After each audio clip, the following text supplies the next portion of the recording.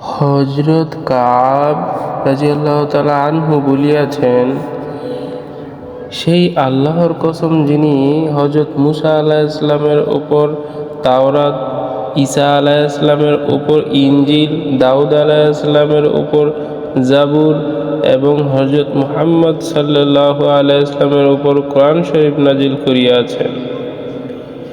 কোরআনে এই আয়াতসমূহ ফরজ নামাজগুলো জামাতের সহিত এমনি জায়গায় আদায় করার ব্যাপারে নাজিল হইয়াছে যেখানে আজান হয়।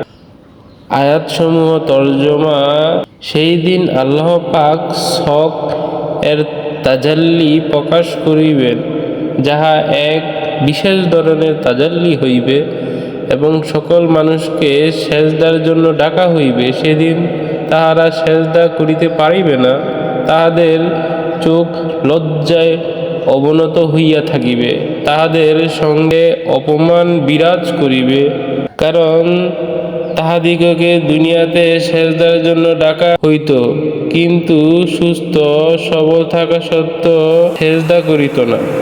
ফায়দা: শক এর তাজাল্লি এক বিশেষ ধরনের জ্যোতি, যাহা হাসরের ময়দানে প্রকাশ হইবে। ইহা দেখিয়া সমস্ত মুসলমান সেজদায় লুটিয়া পড়িবে, কিন্তু কিছু লোকের কোমর শক্ত হইয়া যাইবে, ফলে তাহারা সেজদা করিতে পারিবে না। এই সমস্ত লোক কাহারা, সেই সম্পর্কে বিভিন্ন রকমের তাফসীর বর্ণিত হইয়াছে। হযরত কাব রাদিয়াল্লাহু তাআলা আনহু হইতে এক তাফসীর বর্ণিত হইয়াছে। হযরত ইবনে আব্বাস রাদিয়াল্লাহু তাআলা আনহুর প্রমুখ এইরূপ তাফসীর বর্ণনা করিয়াছেন যে, ইহারা ওই সমস্ত লোক যাহাদিগকে জামাতে নামাজ পড়ার জন্য ডাকা হইত, কিন্তু তাহারা জামাতে নামাজ পড়িত না। দ্বিতীয় তাফসীর হযরত আবু সাঈদ রাদিয়াল্লাহু তাআলা আনহু হইতে বর্ণিত হইয়াছে। তিনি বলেন, আমি হুজুর সাল্লাল্লাহু আলাইহি ওয়াসাল্লামের নিকট শুনিয়াছি যে, ইহারা ওই সমস্ত লোক যাহারা দুনিয়াতে লোক দেখানোর জন্য নামাজ পড়িত। তৃতীয় তাফসীর মতে ইহারা কাফের, যাহারা দুনিয়াতে মোটেও নামাজ পড়িত না। চতুর্থ তাফসীর অনুযায়ী ইহারা হইল মুনাফিক, আল্লাহর অধিক জানেন এবং তাহার জ্ঞানী পূর্ণতম। হযরত কাব রাদিয়াল্লাহু তাআলা আনহু কসম খাইয়া সেই তাফসীরের বর্ণনা করিলেন এবং ইবনে আব্বাস রাদিয়াল্লাহু তাআলা আনহু এর নেন উচ্চ মতবাদ সাহাবী ও ইমামে তাফসীর যাহাকে সমর্থন করিলেন। তাহাতে বুঝা যায় যে ব্যাপারটি কত গুরুতর। হাসরের ময়দানে অপমানিত ও লজ্জিত হইতে হইবে এবং সেখানে সমগ্র মুসলমান সেজদায় মশগুল থাকিবে, সেখানে তাহারা সেজদা করিতে পারিবে না।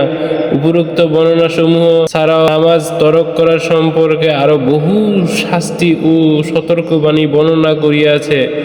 প্রকৃত মুসলমানের জন্য এই সতর্কবাণী প্রয়োজন ছিল না, কেননা আল্লাহ ও রাসূলের আদর্শেই তাহাদের জন্য যথেষ্ট। আর যাহাদের নিকট কদর নাই, তাহাদের জন্য হাজার ধরনের ধমকও নিষ্ফল।